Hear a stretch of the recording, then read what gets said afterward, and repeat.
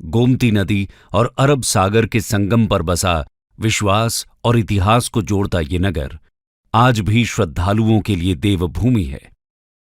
भारत के पश्चिमी तट पर लगभग 6,500 स्क्वायर किलोमीटर तक फैले गुजरात में सौराष्ट्र जिले की तरफ जब बढ़ते हैं तो दूर से ही आसमान को चीरकर सनातन धर्म का बखान करती धर्म ध्वजा ये संदेश देती हुई दिखती है कि यहां से साक्षात मोक्ष का पवित्र धाम शुरू होता है। यहां से हिंदू धर्म का तप तीर्थ शुरू होता है और यहीं से शुरू होता है द्वारकाधीश का साम्राज्य, जिसका कुछ हिस्सा आज समुद्र की गहराइयों में कहीं गुमसा हो गया है।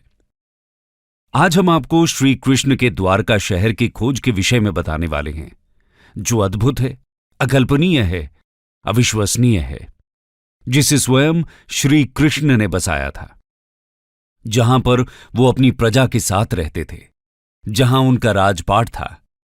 लेकिन आखिर ऐसा क्या हुआ था कि ये पूरा साम्राज्य समुद्र की अनंत गहराइयों में समा गया? तो चलिए जानते हैं इसके पीछे के रहस्य को। The sunken city of Dwarka, a legend और अ मिथ। कई द्वारों का शहर द्वारका भारत के 7 पवित्र तीर्थ स्थलों में से एक है। ये न केवल धार्मिक रूप से बल्कि पुरातात्विक रूप से भी महत्वपूर्ण है।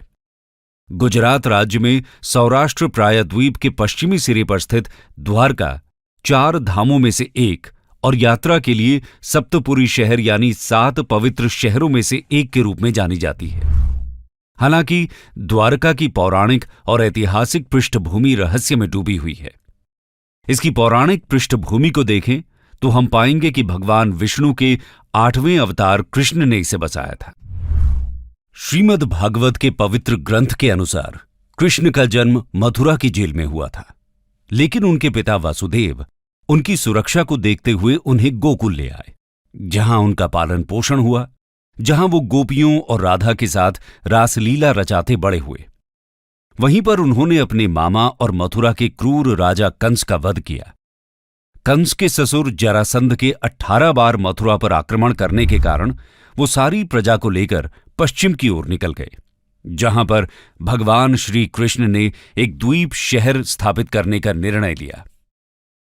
पौराणिक ग्रंथों की माने तो श्री कृष्ण ने द्वारका बसाने के लिए समुद्र देवता से जमीन ली और महान आर्किटेक्चर विश्वकर्मा से रातों रात द्वारका का निर्माण करवाया।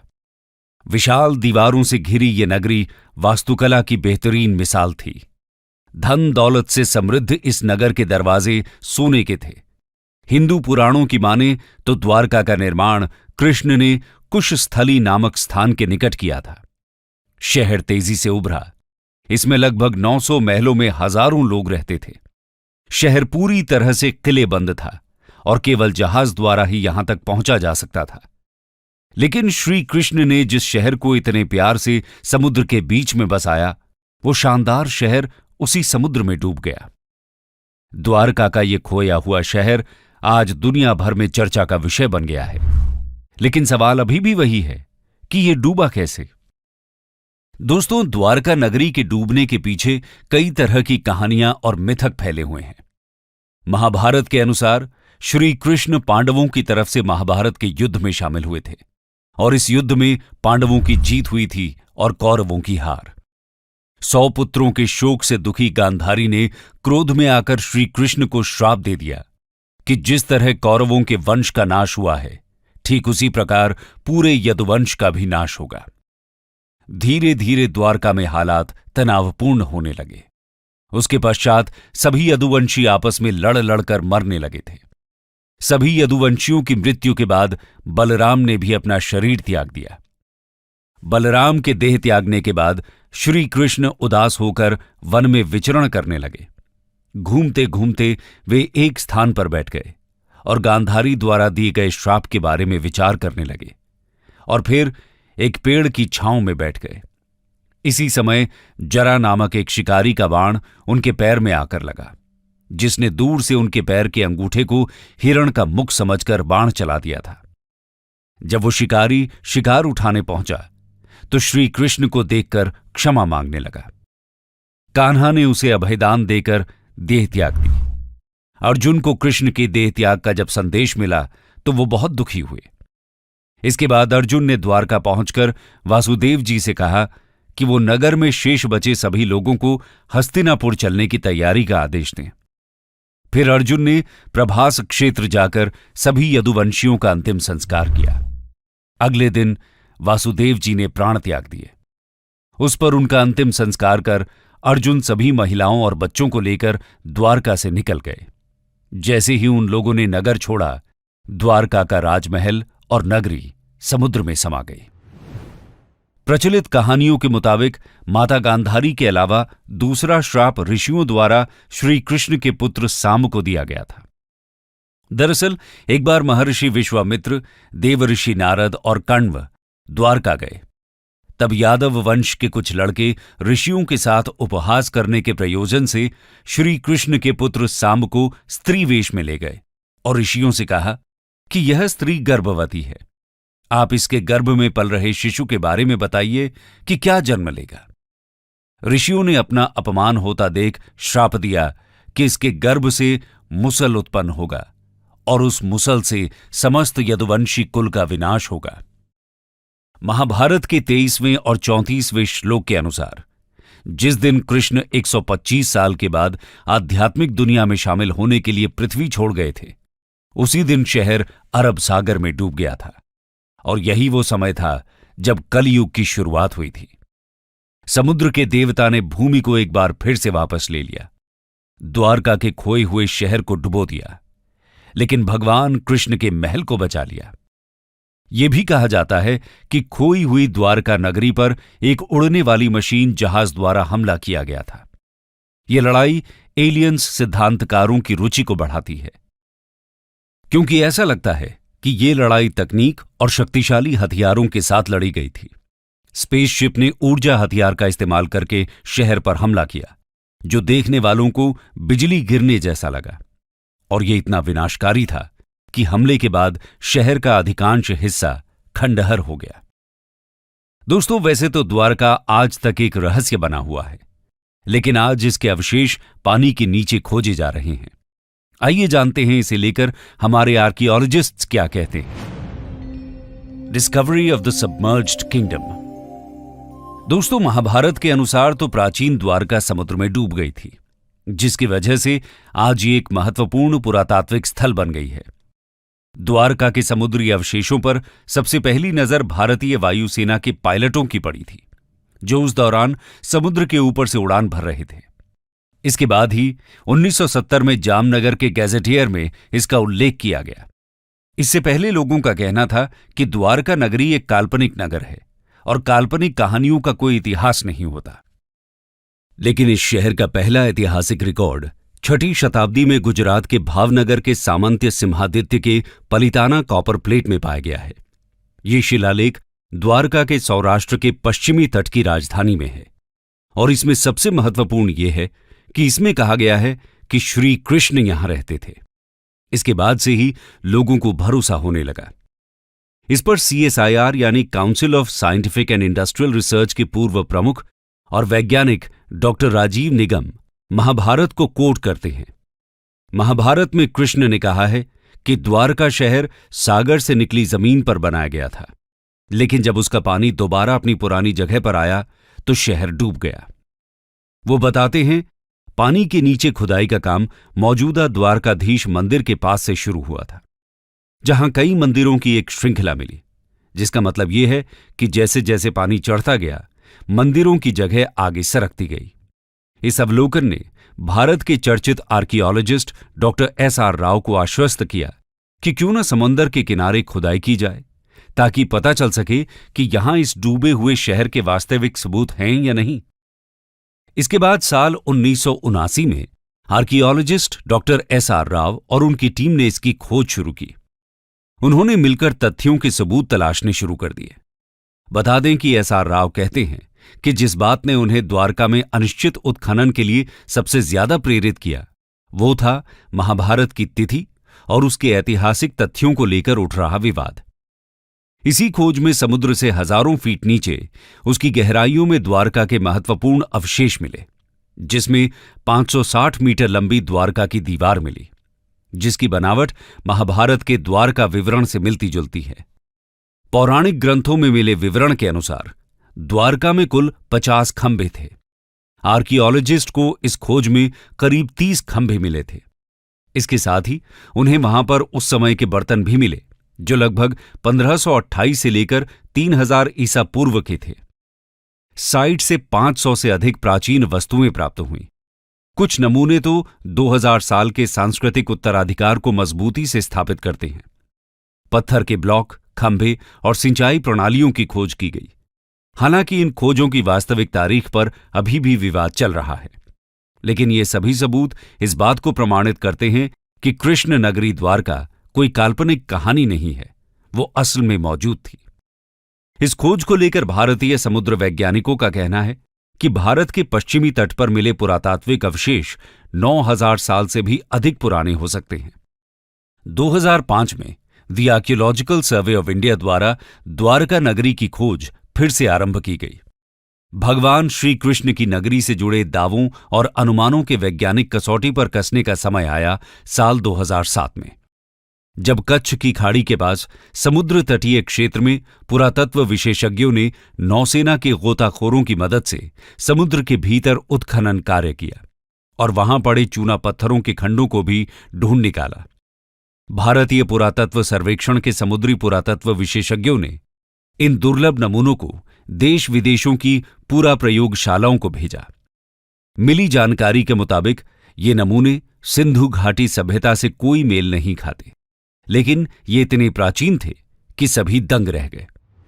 नौसेना के गोताखोरों ने 40,000 वर्ग मीटर के दायरे में ये उत्खनन किया और वहां पड़े भवनों के खंडों के नमूने एकत्र किए, जिन्हें आरंभिक तौर पर चूना पत्थर बताया गया था। पुरातत्व विशेषज्ञों ने बताया कि ये खंड बहुत ही विशाल और समृद्धिशाली नगर और मंदिर के अवशेष हैं। भारतीय पुरातत्व सर्वेक्षण के निदेशक A.K. सिन्हा के अनुसार द्वारका में समुद्र के भीतर ही नहीं बल्कि जमीन पर भी खुदाई की गई थी और 10 मीटर गहराई तक किए गए इस उत्खनन में सिक्के और कई कलाकृतियां भी प्राप्त हुईं। डॉक्टर आलोक त्रिपाठी कहते हैं कि साल 2007 में विस्तृत खुदाई की गई है। मैं इस प्रोजेक्ट का निदेशक था। यहां हमें 10 मीटर की एक जगह में खंडहर मिले जिन्हें समंदर ने तबाह कर दिया था। हमने तकरीबन 2 नॉटिकल मील गुणा 1 नॉटिकल मील इलाके का हाइड्रोग्राफिक सर्वे करवाया। इस इलाके के हाइड्रोग्राफिक सर्वे के डेटा से पता चलता है कि नदी का प्रवाह बदल रहा है। नौसेना के साथ चलाए गए इस तीसरे अभियान के शुरुआती नतीजों की जानकारी देते हुए भारतीय पुरातात्विक सर्वेक्षण के समुद्री पुरातात्विक विशेषज्ञों ने बताया कि इन दुर्लभ नमूनों को देश में ही नहीं बल्कि विदेश की प्रयोगशालाओं को भेजा गया और वहां से मिली जानकारी और कार्बन डेटिंग शोध के मुताबिक ये नमूने 9500 साल पुराने हैं। विदेशी वैज्ञानिक भी इस बात को जानकर हैरान थे। इन सैंपल्स को विदेशी प्रयोगशालाओं में भेजने का असली मकसद यही था कि इन पर किसी भी तरह का कोई शक न रहे। इस स्थान पर बड़ी संख्या में लंगर पाए गए, जिससे पता चलता है कि द्वारका एक ऐतिहासिक बंदरगाह था और उसने 15वीं से 18वीं शताब्दी तक भारतीय और अरबी क्षेत्रों के बीच व्यापारिक संपर्कों में भूमिका निभाई होगी। संस्कृत में द्वारका शब्द का अर्थ द्वार या दरवाजा है, जो संकेत देता है कि ये प्राचीन बंदरगाह शहर भारत आने वाले विदेशी नाविकों के लिए एक पहुंच बिंदु के रूप में कार्य करता होगा। पुरातत्वविद अब प्राचीन शहर की दीवारों की नींव की खोज के लिए पानी के नीचे खुदाई की तैयारी कर रहे हैं। भारतीय पुरातत्व सर्वेक्षण के निदेशक A.K. सिन्हा के अनुसार द्वारका में समुद्र के भीतर ही नहीं बल्कि जमीन पर भी खुदाई की गई थी और 10 मीटर गहराई तक किए गए उस उत्खनन में सिक्के और कई कलाकृतियां भी मिली हैं। उन्होंने माना कि जमीन पर मिले अवशेषों की समुद्र में मिले अवशेषों से समानता मिलती है। इस विषय पर जानकारी देते हुए भारत के समुद्र तकनीकी विभाग के मंत्री रहे मुरली मनोहर जोशी ने बताया था कि ध्वनि चित्रों से मानव निर्मित शिल्प का पता तो चला ही है, साथ ही एक प्राचीन नदी का भी पता लगाया गया है जो 9 किलोमीटर तक लंबी है और इसके किनारे पर ही इस प्राचीन सभ्यता के अवशेष और शिल्प पाए गए हैं। समुद्र तल से जो शिल्प निकाले गए उनका भी कार्बन डेटिंग शोध किया गया, जिससे ये पता चला कि वो भी करीब 9000 साल पुराने हैं। ये शिल्प लकड़ियों के हैं और इसमें दरार पड़ने के चिन्ह हैं। मुरली मनोहर जोशी ने कहा कि उनके मंत्रालय ने इस खोज का अध्ययन करने के लिए एक दल बनाया था, जिसका काम इस खोज को आगे बढ़ाना और ये पता लगाना था कि इस इलाके के प्राचीन स्थानों से क्या संबंध है। दोस्तों, पुराणों और धर्म ग्रंथों में वर्णित प्राचीन द्वारका नगरी और उसके समुद्र में समा जाने से जुड़े रहस्यों का पता लगाने का कार्य पिछले कई सालों से रुका पड़ा था। Archaeologist A.K. सिन्हा ने कहा कि पानी में खोज के कार्यों के लिए बड़े आधारभूत संरचना की जरूरत है। प्राचीन द्वारका नगरी की खोज जैसी बड़ी परियोजना के लिए समुद्र में प्लेटफॉर्म और काफी एक्सपीरियंस वाले गोताखोरों की जरूरत होती है, जो पानी में गहराई तक जा सकें।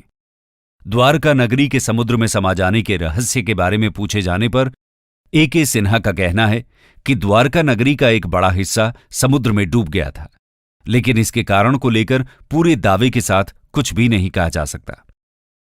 द्वारका नगरी के नष्ट होने के मत पर कई सवाल उठते हैं। कोई कहता है कि यह कोई प्राकृतिक घटना का काम हो सकता है, लेकिन कुछ वैज्ञानिकों का कहना है कि 9000 साल पहले जब हिमयुग समाप्त हुआ तो समुद्र का जल स्तर इस कदर बढ़ा कि उसमें देश दुनिया के कई बड़े शहर डूब गए। उन्हीं शहरों में से एक द्वारका भी था। एक सिद्धांत के अनुसार खोया हुआ द्वारका शहर लगभग 3500 साल पहले पुनः प्राप्त भूमि पर बनाया गया था और समुद्र का स्तर बढ़ने पर पानी में डूब गया था। वैज्ञानिक अध्ययनों से पता चला है कि 1000 ईस्वी में अपने वर्तमान स्तर तक पहुंचने से पहले क्षेत्र में समुद्र का स्तर कई बार बढ़ा और घटा है। समुद्र के स्तर में यह परिवर्तन भूवैज्ञानिक गड़बड़ी से लेकर तटीय कटाव तक किसी भी कारण से हो सकता है। हालांकि इस मामले पर आज भी शोध जारी है और अब तक जो भी सबूत मिले हैं उससे सिद्ध होता है कि ये एक असली घटना है। हमारे बीच एक और सबूत यह भी है कि महाभारत में जिन 35 शहरों के बारे में लिखा हुआ है वो आज भी हमारे बीच मौजूद हैं। आर्कियोलॉजिकल डिपार्टमेंट को इसके कई प्रमाण मिले हैं। भारत और इसके आसपास के कई देशों का महाभारत में उल्लेख हुआ है। इंद्रप्रस्थ भारत की राजधानी दिल्ली है। हस्तिनापुर आज उत्तर प्रदेश राज्य का मेरठ जिला है। कुरुक्षेत्र हरियाणा का एक जिला है। वहीं गांधार आज अफगानिस्तान में स्थित है। तो वहीं श्री कृष्ण की द्वारका भी गुजरात का एक शहर है। कंक्लूजन। दोस्तों, इस रिसर्च से इतना कहा जा सकता है कि द्वारका एक छोटा शहर नहीं था, बल्कि एक विस्तृत और समृद्ध राज्य था। ये सभी साक्ष्य और सबूत जब भविष्य में भारत के समृद्ध और प्राचीन इतिहास को बताने के रूप में पेश किए जाएंगे तो ये हमारी सभ्यता के लिए बड़े ही गर्व की बात होगी। दोस्तों, आपका इस विषय पर क्या कहना है? कृष्ण जीवन का सार सिखाते हैं, व्यर्थ की चिंता, व्यर्थ के डर से मुक्त करते हैं, भविष्य को छोड़ वर्तमान में जीने का पाठ सिखाते हैं, कर्म का सबसे बड़ा मर्म समझाते हैं। पर आज श्री कृष्ण के निशानियों के साक्षात दर्शन के लिए आवश्यक है कि समुद्र का मंथन एक बार और हो और जो शुरू किया जाए उसे निष्कर्ष तक पहुंचाया जाए।